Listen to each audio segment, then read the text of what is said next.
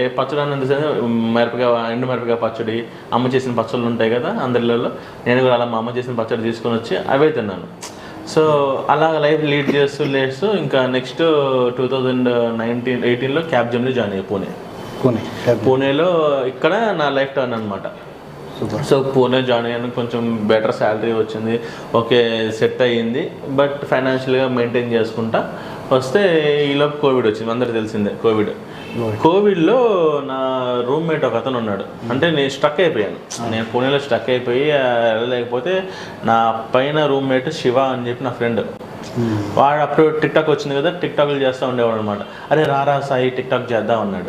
So break చేసిన అనుకోవద్దు, తను ఆర్టిస్ట్, హీరో అవడానికి ఫస్ట్ స్టోన్ అక్కడే పడ్డది, ఫస్ట్ సీడ్ అక్కడే పడ్డది.